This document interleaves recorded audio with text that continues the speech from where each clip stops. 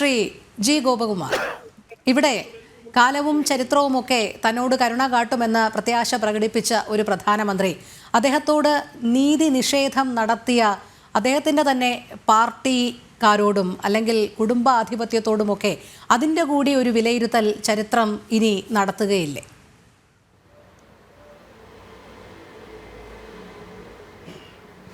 തീർച്ചയായിട്ടും നമുക്കറിയാം, കോൺഗ്രസിനകത്ത് ആഭ്യന്തര ജനാധിപത്യം എന്ന് പറയുമ്പോൾ അത് ചെന്ന് അവസാനിക്കുന്നത് ഒരു കുടുംബാധിപത്യത്തിലാണ്. നെഹ്റുവിൻ്റെ കാലത്ത് അങ്ങനെയാണെന്ന് ഞാൻ ഒരിക്കലും വിശ്വസിച്ചിരിക്കുന്നില്ല.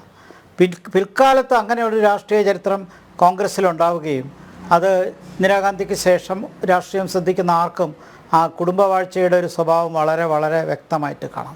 അതിന്നും തുടരുന്നു. അത് ആഭ്യന്തര ജനാധിപത്യത്തിൻ്റെ ഭാഗമാണോ എന്ന് ചോദിച്ചാൽ എനിക്ക് അറിഞ്ഞുകൂടാ. അങ്ങനെയല്ല എന്നാണ് ഞാൻ മനസ്സിലാക്കുന്നത്.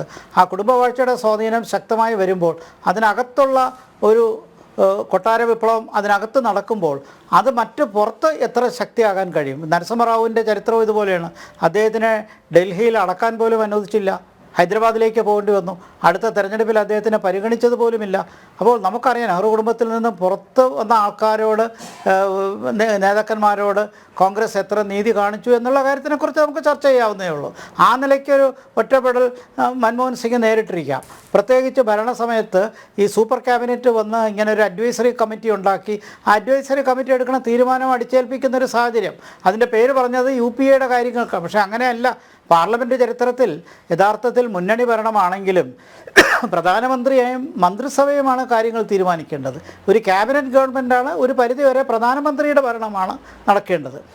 അത് പ്രൈം മിനിസ്റ്റീരിയൽ ഗവൺമെൻറ്റിലേക്ക് പാർലമെൻ്ററി സമ്പ്രദായം മാറിയ ഒരു രാഷ്ട്രീയ ചരിത്രമാണ് നെഹ്റുവിൻ്റെ കാലത്തും. പിൽക്കാലത്ത് അല്പം വ്യക്തി അധിഷ്ഠിതമാണെങ്കിലും ഇന്ദിരാഗാന്ധിയുടെ കാലത്തും ഒരു പാർലമെൻ്ററി പ്രൈം മിനിസ്റ്റീരിയൽ ഗവൺമെൻറ്റിലേക്ക് ചെന്നെത്തി.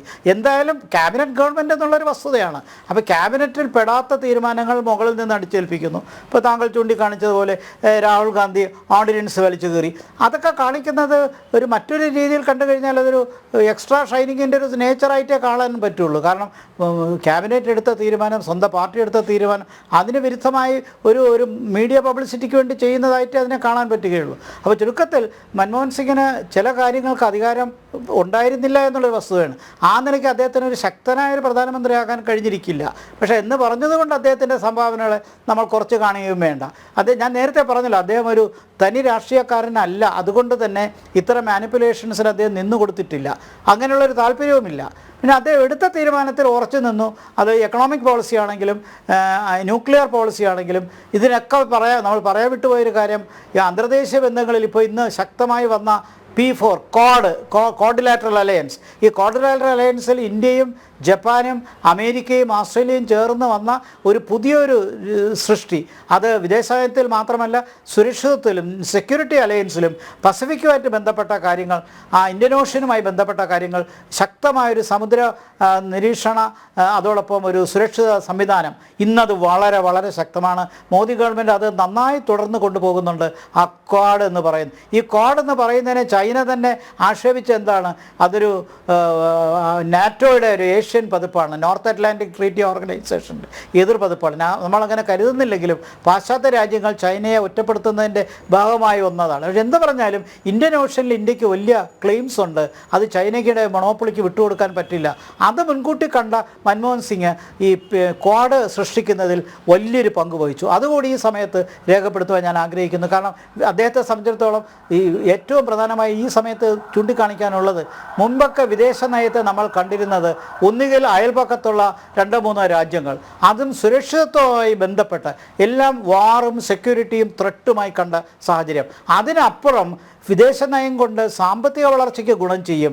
അതോടൊപ്പം ഡയസ്പൊറയുടെ കാര്യങ്ങൾ, പ്രവാസികളുടെ കാര്യമുണ്ട്, രാജ്യത്തിൻ്റെ വികസനവുമായി ബന്ധപ്പെട്ട്. അപ്പോൾ ചുരുക്കത്തിൽ ഒരു സെക്യൂരിറ്റി അലയൻസ് മാത്രമല്ല വിദേശ നയം, അതിനകത്തൊരു എക്കണോമിക് ഫാക്ടറുണ്ട്, ഒരു ഡെവലപ്മെൻ്റൽ ഫാക്ടറുണ്ട്, ഒരു ഫോർവേഡ് ലുക്കിംഗ് ഫാക്ടറുണ്ട്.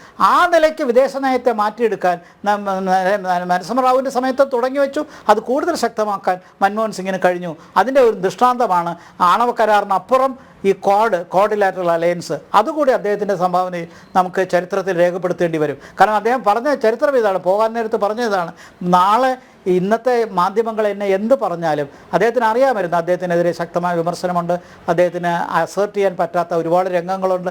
എന്നാലും നാളെ ചരിത്രം എന്നെ കുറച്ചുകൂടി ദയാലുവായി ദയത്തോടു കൂടി ദയവായി കാണുമെന്നും കുറച്ചുകൂടി കൈൻഡായിട്ട് കാണുമെന്നും അത് തീർച്ചയായിട്ടും ചരിത്രത്തിൽ അത് രേഖപ്പെടുത്തുമെന്നും അദ്ദേഹം പറഞ്ഞത് ഇന്ന് വാസ്തവത്തിൽ അർത്ഥവത്തായി വന്നിരിക്കുകയാണ്. കാരണം അദ്ദേഹത്തെ സംബന്ധിച്ചിടത്തോളം അന്ന് മാധ്യമങ്ങൾക്ക് കാണുന്ന രീതിയിൽ പരിമിതമായൊരു റോള് പ്രൈം മിനിസ്റ്ററിനുണ്ടെങ്കിൽ അദ്ദേഹം നടത്തിയ സംഭാവനകൾ രാജ്യത്തിൻ്റെ ഭാവിക്ക് ആ വിഷന് എത്ര ഗുണം ചെയ്തു. ഈ ക്വാഡ് അലയൻസ് ജപ്പാനുമായി നമ്മൾ ഇത്ര അടുത്ത ബന്ധം വന്ന ഓസ്ട്രേലിയ, അമേരിക്ക, ഇതൊക്കെ ഇത്രയും ശക്തമാകുന്നത് വലിയൊരു വിഷണറി ഉള്ളത് കൊണ്ടാണ്. ആ വിഷൻ്റെ ഉദ്ദേശം സെക്യൂരിറ്റി മാത്രമല്ല എക്കണോമിക് ഗ്രോത്ത് കൂടിയാണ് എന്നുള്ളത് കൂടി ഈ സമയത്ത് നമ്മൾ ശ്രദ്ധിക്കേണ്ടതാണ്. അതെ.